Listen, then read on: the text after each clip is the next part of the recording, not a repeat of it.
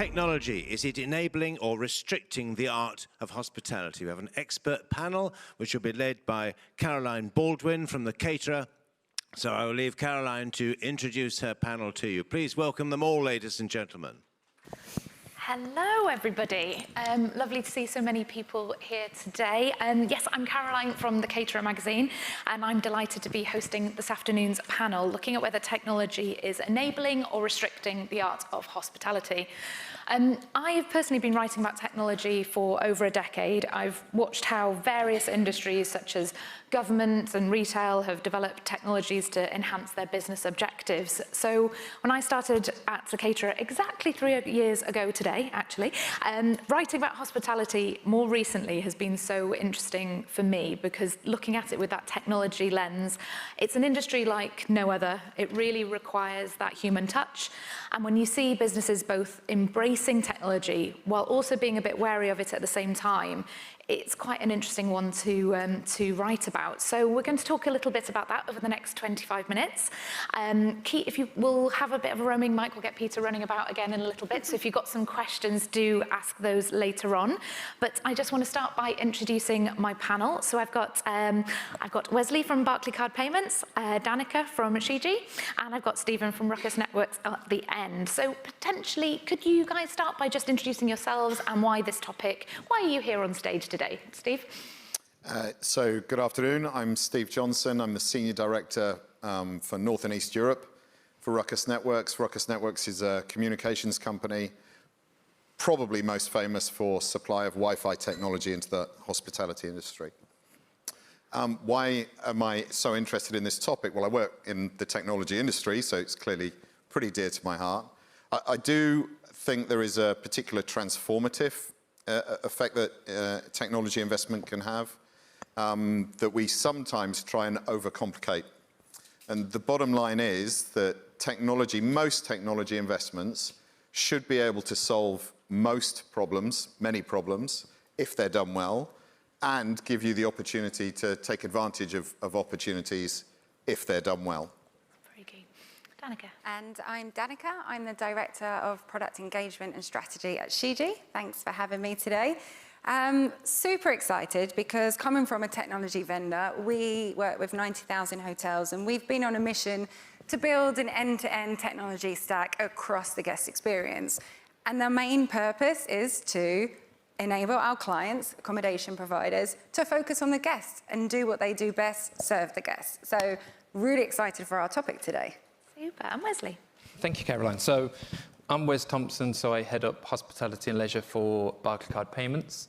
Why am I interested in being part of this panel? Well, I guess 20 years plus in payments and payments technology. And you know, during that time, I guess the most fun I had was actually working for a fintech in the hospitality space. And a lot of the consultation that we're providing to clients at the moment is around digital transformation, how to help them give their guests the experiences that their guests now expect, following digital transformation on the consumer side as well. Of course. So this is quite a broad topic, a bit of a step change from the AI panel that we had before. So we might steer a little bit away from AI because we've only got 20 minutes.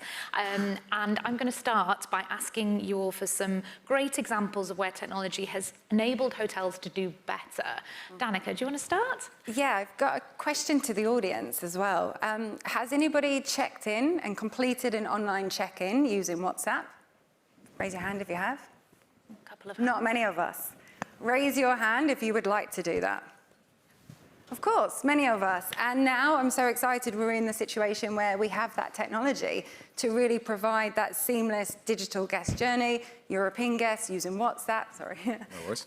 US guests using SMS, coming from China using WeChat. So it really is looking at different ways of carrying out the traditional guest journey, but digitalizing it in a way that we use every day. So I think that's a pretty cool example, but then it's so simple. Why all of us are business travelers, we should all be checking in online using a messaging channel of our choice. So I think it's cool that we've finally arrived at that place. That's a really good, it's an enablement rather than restriction. You don't really have many unanswered WhatsApp messages on your phone compared to email, So it's a channel that, for me personally, I'm excited about. Fantastic. Steve? So I take that one step further. This is a personal experience I had very recently.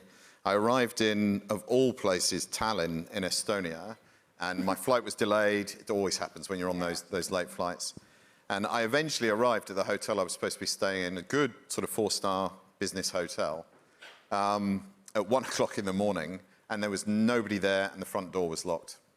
Fortunately, using technology similar to the one that Danika's explained, I'd already checked in, and I was able to use the technology to not just unlock the front door without having to wait for anybody to come and see me. I didn't have to engage with any kind of reception or check-in desk at all. I already knew what room number my room was, went up in the lift, went straight to the room, and used my phone again to unlock the door. Now, I'd heard about this technology before I used it, and it's kind of a bit skeptical. I'm a naturally skeptical person. Is it a gimmick? You know, do people really need this? Honestly, since I used it that day, it's the most brilliant technology I've come across. Cool. So in that situation, because I've again wanted this technology on my phone to open my hotel room for ages, and I haven't actually come across it myself personally when I've been travelling. What do you think that hotel was closed because that technology was available? Therefore, oh, you know, it's fine. We can close the door because Steve's coming later and he's going to be using it. I don't know the answer to that question, but I wouldn't be surprised if that was the case. You know, previously they'd have had to have somebody either on the door or the front desk. It's more manpower required. So it's a great example of technology being used to reduce costs from that point of view. Reducing costs, enabling you to come in on your own. And providing a great experience. Yeah. I'm just going to flip that to you in a bit and just ask you if my mum had turned up without her phone, or your phone had gone dead on the aeroplane or whatever. Is that where we flip into the restricting side, and how do we overcome that? So, Great question. all technology is good as long as it's delivered effectively and with a specific purpose. So, I can't answer that question. I don't know your mum, but I think I understand kind of where it's coming from. It's an option. So you have the option to download the application that enables all of this. And also the hotel very clearly knew who their clientele were. You know, it's a business hotel. I don't remember seeing any families or kids or anything like that at all around the hotel. So I think there's an assumption behind that, that they're developing or deploying technology to specifically address a need that their specific clientele wants to use. And I think we'll go on to that in a moment. Wesley, I'd love to hear your example. What's your key? Great technology. So I always think about great technology as being implemented to solve a problem or remove friction or create great guest experiences. So I guess a recent example that I liked personally was, I think Muse are here today, but I liked their latest development where what they did is they connected keycard systems to the POS application. And the reason they did that was to remove the existing paper-based manual process of posting to your room. So with their development, all you do is you tap the keycard on the POS application, it brings up your account, you post to the room. And why did I find that cool? So one, what you've just done is, you know, from an ESG perspective, that's great, so less paper. Two, the time that process now takes is significantly reduced, so more time for the guests to spend enjoying their experience, more time for the hotel to, you know, serve other guests. And then three, from a commercial perspective, it eliminates manual error. So, you know, sometimes it's probably easier to read hieroglyphics than my own handwriting. So, you know, if I leave a note for my wife, she'll say, you know, what did the bird mean? And I'll say, that says they. So, you know, when you get manual errors, you know, that costs hoteliers money. So I thought that was such, you know, the word used earlier was simple, such a simple innovation that has so many benefits. I thought that was pretty cool. Definitely some really great examples there. Moving on, a couple of you've mentioned digital transformation already.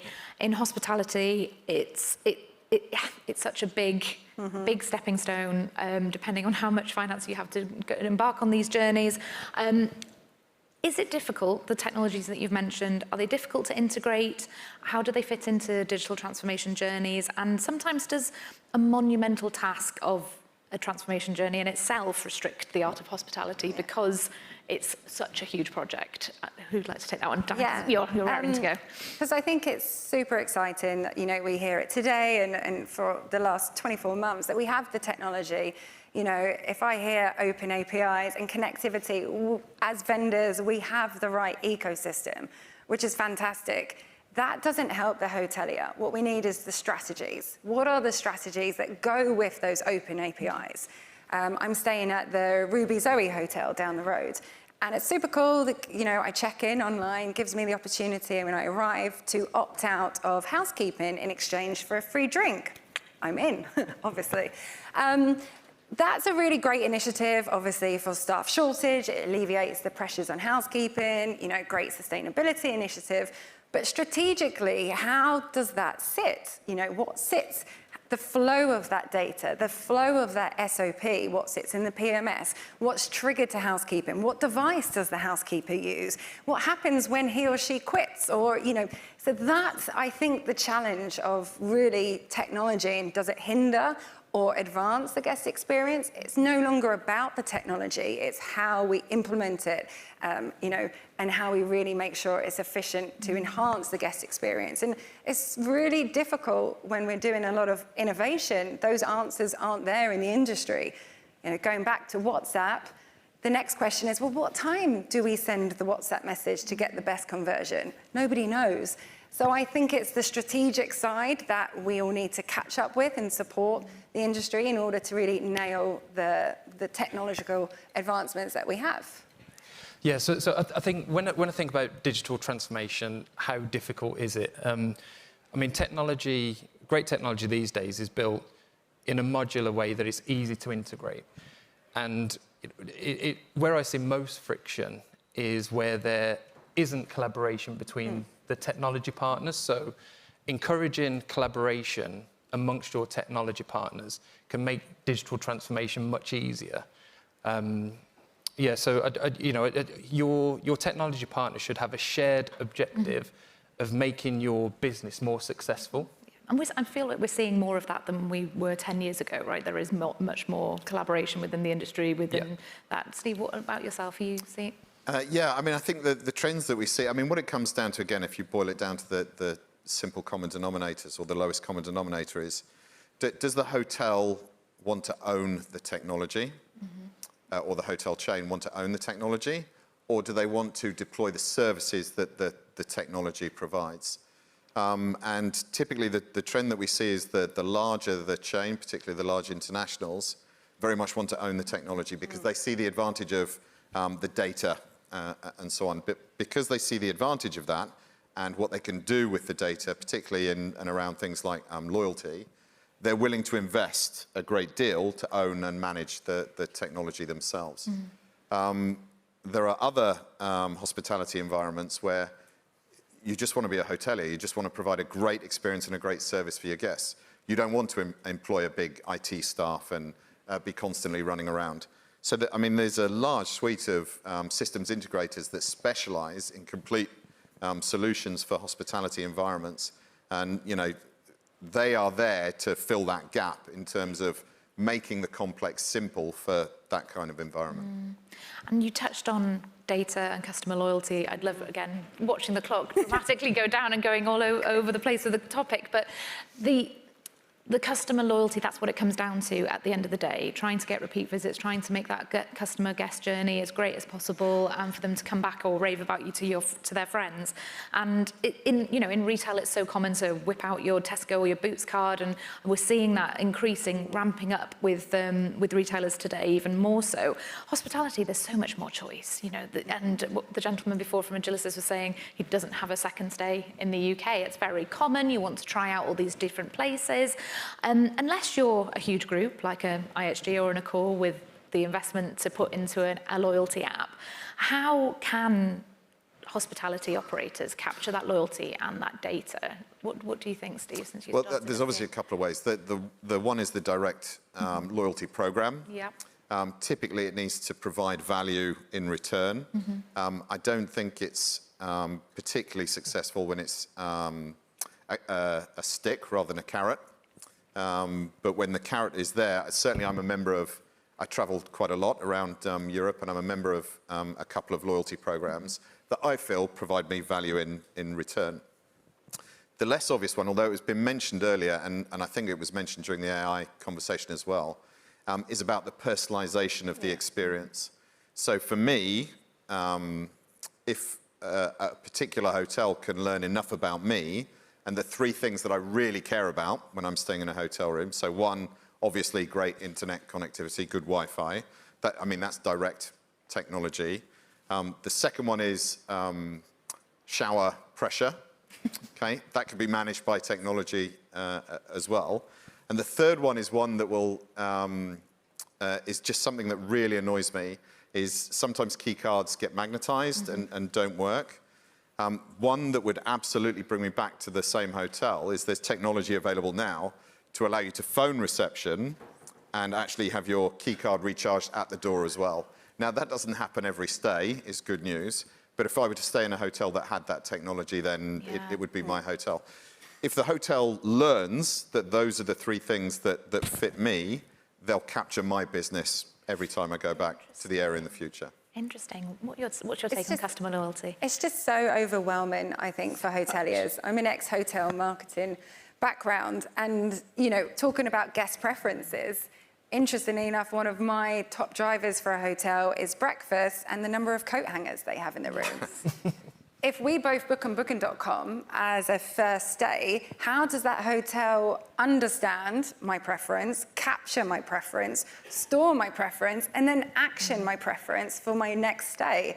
Which, by the way, is totally different when I travel with my kids, you know? So I think I don't have the answers, but I have complete empathy, because I think when it comes to guest loyalty, yes, we have the traditional loyalty reward programs, but it is also about personalization and expectations. So I just think it's really difficult to actually, again, strategically have something tangible where, like I just said, you know, Danica wants extra coat hangers in her room, make sure they're there when I've booked on an OTA and it's my first time stay. Or even my second time stay, how do I extract that information from me? And I think that's where your staff, your people, you know, making sure that you can kind of get that extra information from the guests during their stay and recording it, and then turning that into actionable is the future of kind of guest loyalty. So true. That actionable, I don't know about anybody else, but is it so annoying when you are engaging with these people via loyalty apps and then they don't take that information and you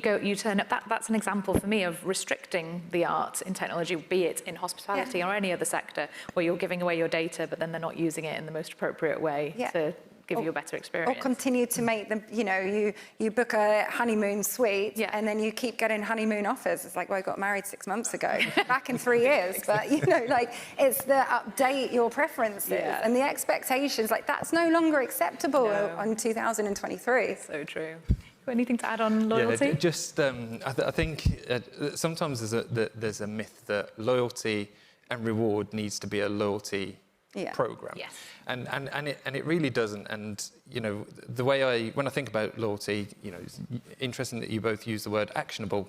It's actionable insight. So if I answer that question from a payments perspective, with the right payments technology integrated into your other systems, you can gain that actionable insight data that, you know, originally can be anonymized. So you could see a profile of me, you know, if that technology is implemented across your entire estate, multiple brands, multiple locations, you can see me, Wesley Thompson, you know, how often I stay, what I prefer to drink in the bar, what I choose to eat. Do I visit your other hotels? Do I visit your other hotels in different countries? And that insight will be there and it'd be anonymized. And then if I decide that I want to feel rewarded, which, you know, who doesn't, right? Then I might ask for that information to be used in a way to create personalized experiences for me, so that the next time I check in, that they remember me when I tap my card and, you know, there's a Peroni waiting for me whilst I check in. But actually, I don't need that in a way because I've already checked in by WhatsApp now, so that would be better actually. But that kind of technology already exists today, and it's not even complicated, and that can power reward. No, definitely. We've got a few minutes left. I wondered if there were any questions. I've got a few more here to quiz, but if there were any hands up, I can't see. It's very bright up here. So many. Oh, coming down this side. Sorry, Peter.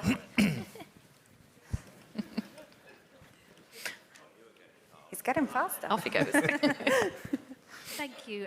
Eloise from Boutique Hotel News. There was a great question earlier about Airbnb acquiring a new AI platform. For the tech landscape to stay competitive, do you think we'll see more M&A and consolidation, or will we see new products launched? And how should hoteliers navigate the various platforms and products and tools that are now in the market? Great question. That one. I don't mind taking it. I think that is that's a great question, and it plays to what I said earlier about great technology is built in a modular way that's easy for it all to integrate. And sometimes where I see decisions that aren't always made for the benefit of the merchant is where technology providers want to do everything themselves, whereas actually if they partner more with certain modules or features that make that hotel more effective, more efficient, get more customers, I think that's better for the hospitality sector as opposed to market consolidation of great technology that want to do more for your hotel. I think that's counter to benefit for hospitality merchants personally. Yeah. And I think it's to add to that as well. I think it's going to be key in terms of recruitment. Somebody mentioned this morning, for anybody young in the room, go and travel. But when you look around, there's no 20-year-olds in the room.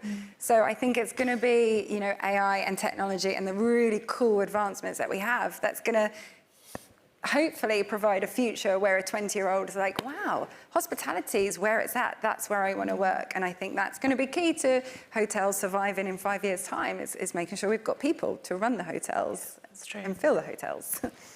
Any other questions before we begin to wrap up?